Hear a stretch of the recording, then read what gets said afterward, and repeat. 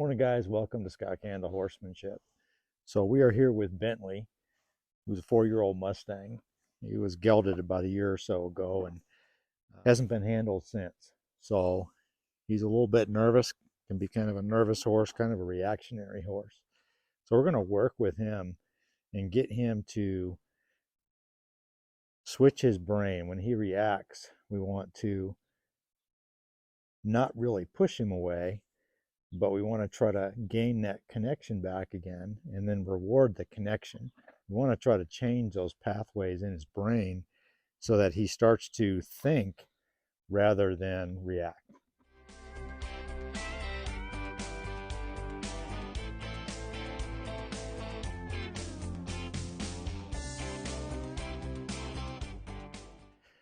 So I'm just going to go ahead and use this lunge whip and just touch him. You can see that he's already leery about it.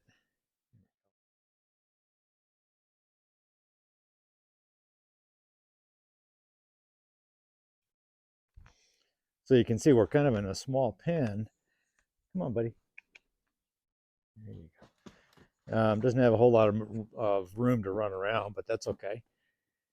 See, right there, you can see he reacts and he doesn't think. He's not thinking about what the issue is. He's just reacting to the issue.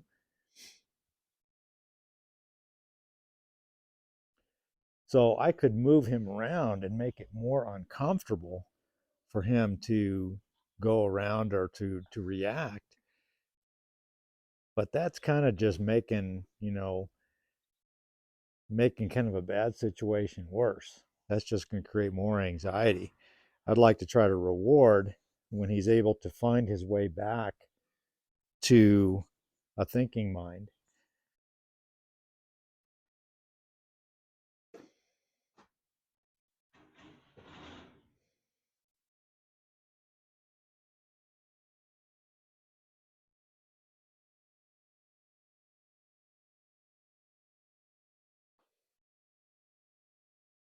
Doing a whole lot better. I did work with him last week for about 45 minutes, and he was very extremely reactionary. He's handling it very well. I don't want him just to stop his feet and stay and be nervous. I want him to stop his feet and relax. And the reason that we're kind of working with him is we're trying to get to where we can trim his feet. And I just don't want, like I said, to have him be locked up in a freeze state and let me pick his feet up, because sometimes that freeze state is kind of like a stick of dynamite that's just about ready to get lit.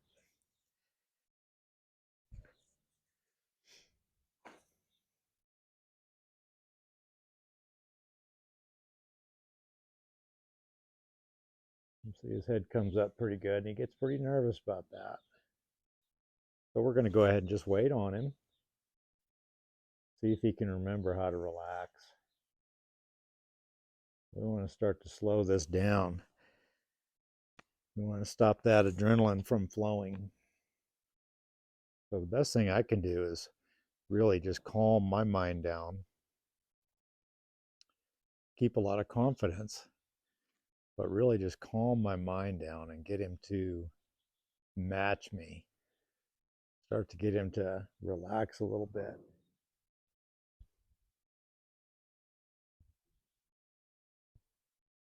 And he will. It takes a little bit of time.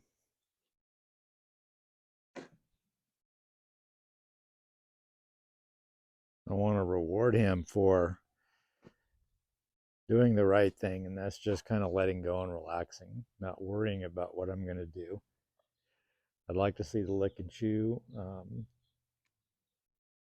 There we go. Nice big sigh. His respiration's still pretty high. I don't know if you can see, but he's breathing pretty quickly, taking shallow little breaths. Anytime we get those size, that's good. It's going to get them to slow his breath down. See if that bothers him right there. And boy, I don't want to go any further. No, there's no sense in me taking him further. That's enough bother for him. I could run him around here, kind of put pressure on him and get to where he'll stop and he'll just kind of freeze up. But if he does that, he's going to be holding all that stuff inside, and that can cause, there we go, that can cause, some issues with his gut, his nervous system. I want this horse to have a pretty well balanced mind, have a good, peaceful mind and a peaceful life, and still be able to do things that we need him to do.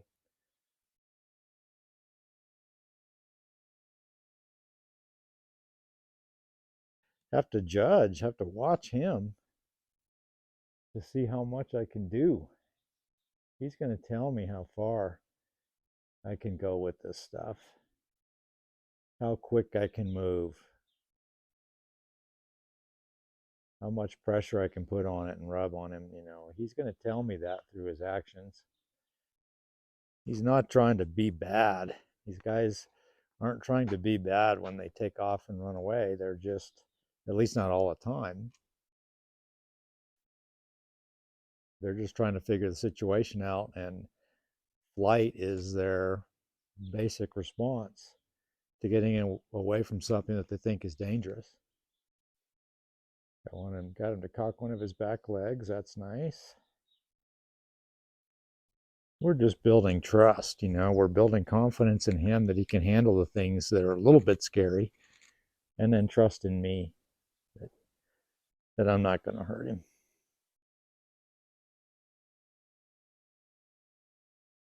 My job as a good trainer is to try to get, do this in a way that's the best use of our time with the least amount of residual damage to the horse, which means we don't want to have any psychological damage by doing something too fast.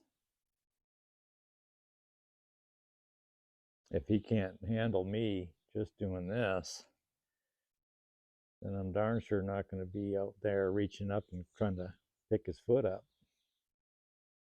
We'll give him a break here, let him reset, and we'll do it again.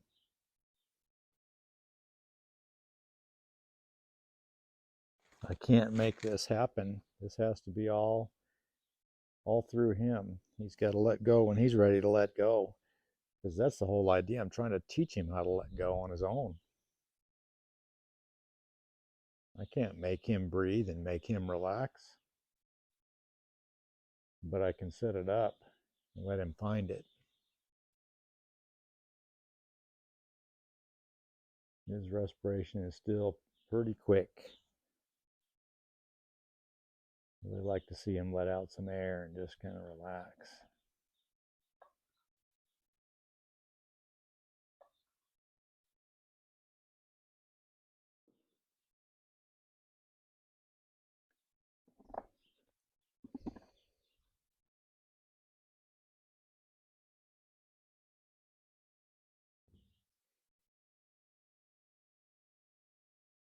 So one of the deals with him, and I've been thinking about him a lot lately, is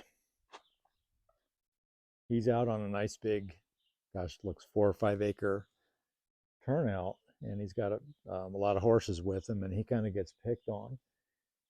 So he has to always be aware. He's always kind of has to be reactionary and be aware of what's going on, because they're kind of picking on him.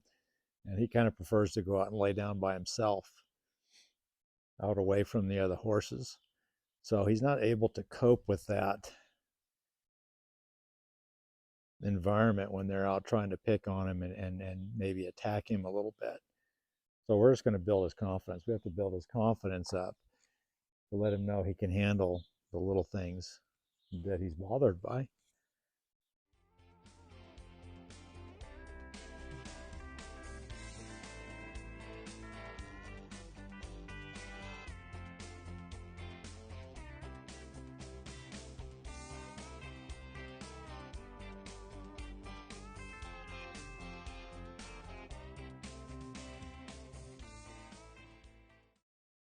And at one point, we could put halter on him. We probably still could put a halter. It may take a little time, but we had the halter on him, and he was gelded and was able to lead around and lunge around, things like that.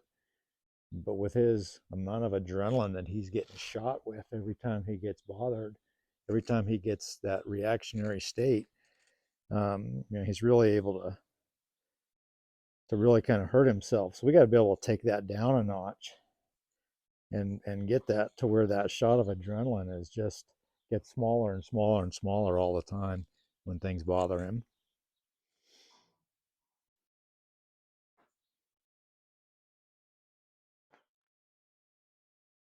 So you might have a horse just like him that's kind of nervous maybe when you saddle, maybe when you throw your leg over, maybe they kind of flinch a little bit. You put the bridle on, maybe they kind of flinch and get bothered. Um, and maybe you can get up on there and ride them. And once you get up on them, they're technically, we think, okay. But the reality is that they still have those stresses and those anxieties inside. He really doesn't have a mean bone in his body. Even when he was a stallion, he was really good. That's kind of what we're looking for. He's wanting to let go. He doesn't want to stay in this state of mind. No horse wants to stay in an anxious state of mind.